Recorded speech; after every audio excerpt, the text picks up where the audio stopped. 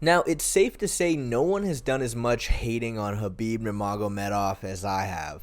But look, I'll just come clean. The truth is, I was a fan, and I am forever livid that he retired so freaking early. But I'm tired of hating.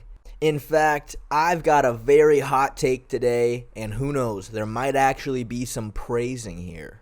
Now, I made a video not too long ago going over an event where Khabib's MMA team faced off against a pure jiu-jitsu team, which a few of those guys had competed at ADCC. And yeah, Khabib's team got smashed, but two things. Khabib is obviously gonna be way better than all of his guys who competed. But the fact of the matter is, all of his guys are really good grapplers. But their style isn't built for submission grappling. It's built for MMA. So, to many, even bringing up the concept of an MMA fighter competing at the most prestigious grappling event in the entire world, it may seem a bit silly. But you know, I actually think it might be a bit more of an interesting question than you think. In fact, I'm going to go as far as to say Khabib would be a problem at ADCC. And here's all the reasons why.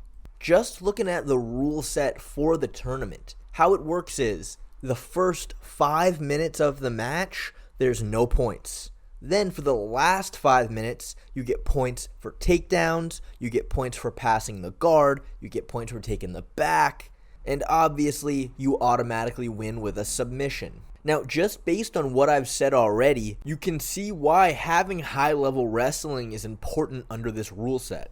Now, Khabib is all around a very solid grappler already. He's got decent wrestling, high-level judo, and has decent jiu-jitsu as well. But surely, when you're going against the best submission artists in the world, none of this is really going to matter, right? Well, I want to introduce you to two interesting people. The first guy is a certain someone. He goes by the name Nicky Rod. Now, this guy, he wrestled for 1 year at a Division III college. By the end of the year, he was ranked 12th in the country, didn't go All-American or anything like that. So, by no means is he an expert lifelong wrestler or anything like that. But he starts training jiu-jitsu, and then 9 months later competes for the ADCC trials. Now, if you win the trials, you get to compete at ADCC. Let's see how he does. Number 2 on deck, A. Rodriguez.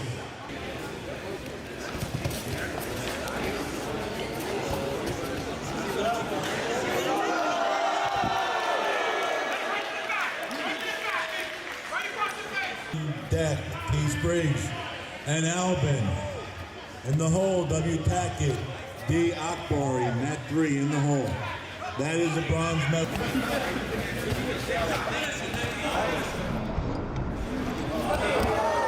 So yeah, he pretty much steamrolled the trials. But now he's competing at ADCC and no one's expecting him to win. Been out of bounds anyway. Oh, beautiful high crotch.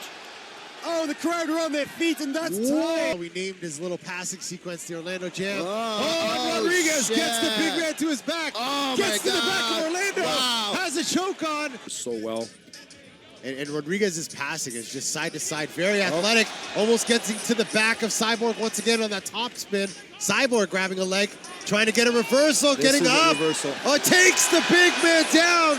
Does Cyborg. He's got to be careful. Oh, and Rodriguez with the throw. He got second place at ADCC and was awarded his purple belt on the podium. Though I know what you're thinking. This is at heavyweight. And heavyweight among all sports tends to be the lowest skilled divisions. I mean, look at the UFC. You got Derek Lewis, who was an elite heavyweight for many, many years. And also at heavyweight, there's such a low sample size of guys that big. Nicky Rod is jacked. He is insanely athletic. Nothing about his story shows us anything about Khabib's chances at ADCC. Look, everything you just said, 100% right. But let's introduce you to person number 2, Nicky Rod's little brother, J. Rod. Now, J. Rod, he wrestled all throughout high school. He was a very high-level high school wrestler. As soon as high school ended, he began training in jiu-jitsu full-time with his brother Nicky Rod and Craig Jones at B-Team. Now, after training jiu-jitsu for a year and a half, he competes at the trials. Now, he only weighs around 185 pounds, so already this is a way more difficult division than his older brother ever had at heavyweight. There are hundreds of competitors in his weight class at the trials. 95% of them black belts.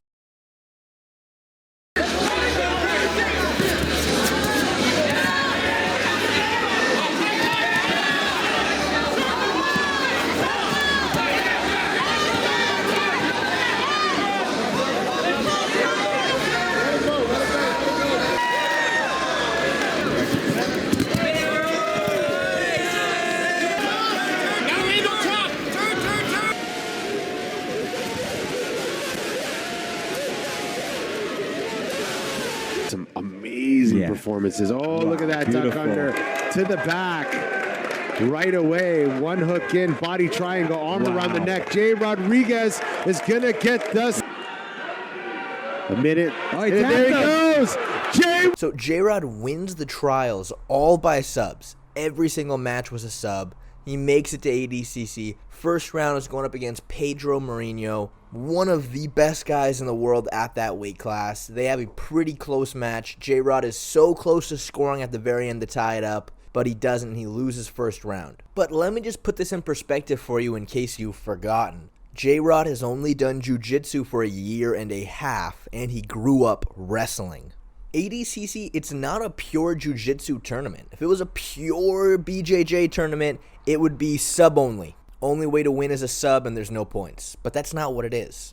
It's a rule set that encompasses many aspects of grappling. So to sit here and tell me that Khabib, or even someone like Islam, wouldn't be able to compete at a tournament like this is crazy. It didn't matter that J-Rod hasn't been doing jiu-jitsu since he could walk. What mattered was he's very strong, he's very athletic, and he worked to make adjustments to tailor his grappling game more to jiu-jitsu. During wrestling exchanges, back takes are gonna open up, and he became elite at taking the back. And that one high-level attack is all he needed to win the trials.